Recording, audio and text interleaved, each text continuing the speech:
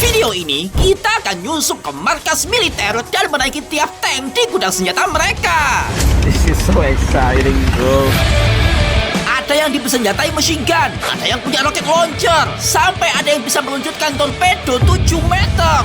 Wow! Rasanya jadi pasukan infiltrasi.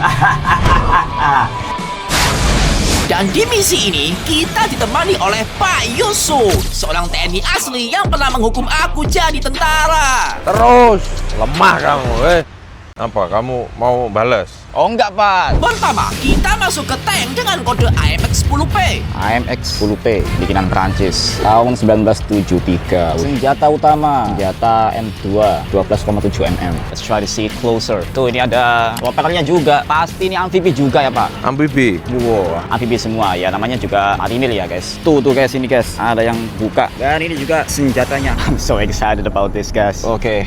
I'm already in. This is so exciting, bro. Ini mimpiku dari dulu. Ini aku pengen bisa megang-megang kendaraan-kendaraan kayak gini. Terus ini ada banyak settingan-settingan, guys. Kayak settingan Son Horek ya. Kursi untuk supir tank ini, guys, memang dibikin sempit biar ruangan komandan di belakangnya bisa lebih luas. Dan ini juga ada buat yang Komandan kendaraan. Komandan. Ternyata lebih luas dari yang tadi ya. Banyak sekali peralatan-peralatan aneh, guys. Peralatan-peralatan perang. Tahun 79 aja udah ada kayak gini, guys. Koper, guys. Apa ini? Gak bisa dibuka. Banyak colokan-colokan yang aku bahkan gak tahu ini buat apa fungsinya, guys. Ini kokpit buat ngendaliin senjata yang di atas tadi, guys. Panas di sini, guys. Dan di sini buat ngeker. Ini buat ngeker. Jadi mata kita ditaruh di sini. Tuh ada apa? Kayak crosshairnya ya di situ ya. Dan ini buat lihat sekitarnya. Kalau kalian seorang gamer FPS, pasti tahu apa itu crosshair kan? Yaitu titik atau garis plus di tengah layar buat aiming senjata yang mau ditembakin ke musuh. Nah, ini bahasa Inggrisnya crosshair. Tapi di bahasa Indonesia ini disebut apa ya? Aku kalau main game pakai bahasa Inggris ya. Yang tahu bahasa Indonesia crosshair itu apa? Coba tulis di komen deh. Oke, I think that's enough. It's so hot here. Berikutnya, kita ke tank bernama PT-76. Ini tanknya. Ini sama juga bikinan Uni Soviet. Tank ini dibuat pada tahun 1951 dan disenjatai meriam kaliber 76,2. Meskipun beratnya 14 ton, tank ini juga tergolong amfibi, guys. Yang artinya bisa dipakai buat nyebrang laut. Wih, ini guys. Ini baru nih. Tank yang ada moncongnya, ada meriamnya. Ini pasti buat nembak mobil ini. Buat nembak pesawat. Nembak kapal. Tembak Son Horek. Langsung aja kita masuk ke bagian dalamnya, guys. Yang kelihatannya kayak siap bikin aku tetanus gini. Lebih besar dari yang tadi ya. Ini tuh ada teropong buat nyari sasaran. Ini teropong ini. Tuh, kelihatan nggak, guys? Kelihatan ya. Kayaknya ditutupin dari depan. Oh, ini guys. Ini di sini pelurunya masuk. Selep, terus didorong, track, terus tekan tombol mana gitu nanti nembak. Ceduar. Ini kanannya berputar. Orang yang duduk di sini semuanya bisa muter. Kamu injek itu muter nanti. Jadi kalau ini diinjak nanti muter ini 360 derajat. Yang nyetir duduk di sini, guys. Ini still water, guys. Still water. Dicoba ya. Wih, always be careful about still water, guys. Oke, guys, ini experience masuk ke dalam tank ya. Hitam semua. Tentara harus hitam. Berikutnya, kita ke sebuah kendaraan tempur berkode KPR PM1417. Truk bersenjata rocket launcher ini dibuat di Uni Soviet pada tahun 1932. Jumlah launchernya ada 17 dan menembakkan roket berkaliber 140,3 mm. Ini model lama. Sekarang kan sudah yang 40 laras, yang lebih besar lagi, akurasinya lebih bagus dan daya ledaknya lebih besar. Kalau duduk di sini nggak kena roket ini, Pak? Yunda, ini kan buat kalau lagi bergerak aja. Tapi kalau sudah peran tempur itu udah di tempatnya masing-masing. Tinggal ngatur di mana sasarannya. Nanti dia setting di sini, sudutnya berapa, tinggiannya berapa. Berarti tentara juga harus bisa matematika, Pak? Wow, harus. Sinkos tangan itu kalau orang artileri itu udah di luar kepala ini.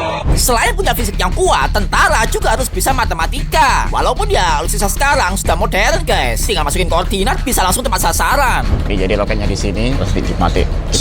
Gitu. Kamu mau masuk sini, nanti tak pantik ini. Tas. Aduh, Pak. Jadi Superman lah nanti. Enggak, Superman. By the way, truk ini bukan tergolong amfibi ya. Nah, kalau mau nyebrang lautan, artileri berat kayak gini harus dinaikin ke kendaraan bernama Kappa PTS. Kendaraan amfibi paling besar di museum ini. Ini kapal untuk ngangkut meriam kendaraan kecil, jadi dia nanti mengarung di laut. Bisa ngambang ini, Pak? Loh, bisa. Belakang itu ada ini propeller. Oh iya, guys. Ada propeller. Itu bisa muter itu harusnya. Kamu bisa naik nggak? Bisa. Wah, mantap. Wih, ini guys, dalamnya tank pengangkut artileri, pengangkut meriam. ayam. Nih buat angkut orang sebenarnya bisa juga sih. Fun fact, kapal BTS ini masih beroperasi guys. Kayak ketika ada banjir, tsunami, ataupun gempa bumi. Pak, ini turunnya kok tinggi banget, Pak? Tinggal turun aja loh, kok repot. Gendong, Pak. Gendong. Ayo turun. Aduh, Pak, gak bisa turun aku, Pak. Jadi kalau naik kan bisa. Ayo turun. Oke, Pak, oke, Pak, oke, Pak. Turun. Dari alutsista yang kita jumpai, sudah ada 4 yang aku tunggangi. Tapi mereka ini masih kecil sih menurutku. Setelah ini, aku mau naik yang lebih besar, lebih panjang, dan warnanya hitam. Ini paling besar ini. Ini kapal selam. Monumen kapal selam di Surabaya ini adalah museum kapal selam terbesar se-Asia Tenggara. Kapal selam ini bernama KRI Pasopati, buatan Uni Soviet tahun 1952 yang pernah ditugaskan di Operasi Tikora di Irian Barat. Anyway, karena museum ini banyak dikunjungi turis mancanegara, semua tulisan yang ada dibuat bilingual. Ada bahasa Indonesia, ada bahasa Inggris. Tapi sayang, bahasa Inggrisnya agak tolol kayak tanda ini guys. Don't sitting on the chain, aduh. Yang benar harusnya don't sit on the chain. Karena setelah don't harus berubah kata kerja dasar. Kalau masih mau pakai sitting, bisa jadi kayak avoid sitting on the chain. Dan jangan lupa ditambahi please di depannya biar lebih sopan. Please don't sit on the chain. Pernah masuk sini nggak, Pak? Aku Iya. udah pernah tidur sini aku. Wih, waduh. Bisa masuknya nggak, Pak? Bisa. Uang torpedo haluan. Tempat penyimpanan torpedo. Torpedonya itu nanti dikerek pakai katrol baru dimasukin ke sini. Selain torpedo, ini juga bisa dimasuki manusia. Jadi pasukan khusus Taifib, Kopaska kalau mau infiltrasi itu lewat sini. Aku jadi penasaran, gimana ya rasanya masuk ke dalam tabung torpedo ini? Ini rasanya jadi pasukan infiltrasi. Jadi kayak pasukan Jepang gitu ya, yang orangnya dimasukin ke dalam torpedo terus disuruh nyetir torpedonya gitu guys. Pak, nggak bisa keluar, Pak, tolong, Pak. Itu rasanya guys, jadi pasukan torpedo. Nah ini yang tak tunggu-tunggu nih, periscope guys. Coba lihat. Nah tuh jalan itu, kelihatan sepeda motor gak? Ini teknologi abad 20 masih berfungsi nih. Nah itu yang hitam itu gedung guys, yang putih itu langit. Tapi kalau tinggi kayak Pak Yusuf gini gimana lihatnya, Pak? Coba, Pak. Ya ini dinaikkan. Kayak harus gini nih.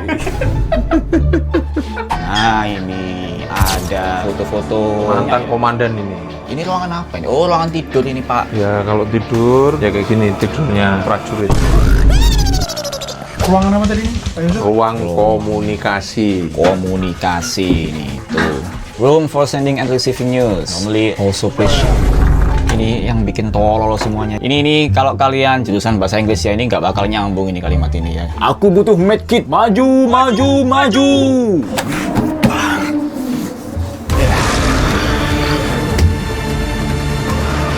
Ini kayaknya ruang dapur ini. Ruang nih, meja makan. Meja makan kok dining room sih. Tolol.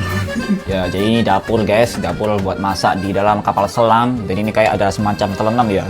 Ini pokoknya datar terus keras dari besi. Kayaknya ini bisa dikiloin. Pak, pintu rahasia, Pak. Ya ini untuk menyimpan harta karun. Kalau kamu masuk nggak bisa naik nih. Kemudian kita menuju ke ruang mesin yang kelihatannya ruangan paling luas di kapal selam ini guys. Tapi aku kasihan sih sama Pak Yusuf karena pintu masuknya tuh kecil kayak gini. Nah ini buat ngatur-ngatur ini. Ya itu untuk ngatur kecepatan. Nah ini ada kecepatannya buahnya, ini ada full half, slow. Kapal selam ini kayaknya ribet sih, Pak. Orang mau nyetir mobil itu kan kendalinya ada di depan semua. Di gitu sini ya. udah ada bagiannya. Mau menyelam, mau kecepatan berapa, mau naik ke permukaan itu udah ada bagiannya sendiri-sendiri. Kapal selam ini dan beberapa alutsista tadi menjadi bukti sejarah bahwa Indonesia pernah loh punya teknologi tempur secanggih ini pada zaman dulu. Ya semoga saja kita bisa tetap selevel ya dengan teknologi militer yang semakin maju di zaman ini. Ya semoga saja sih. Tapi tetap guys, kedisiplinan manusia masih menjadi kunci dari negara yang kuat. Seperti Pak Yusuf ini yang merupakan seorang tentara yang juga pernah gembleng aku jadi tentara sampai bikin aku lompat dari ketinggian dan nyemplung di kubangan lumpur.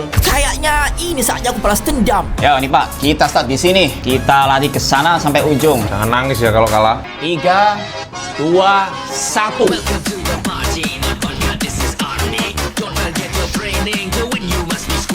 My bulletproof tracksuit is made by Adidas. Say no to Coca-Cola, we powered by us. Wah.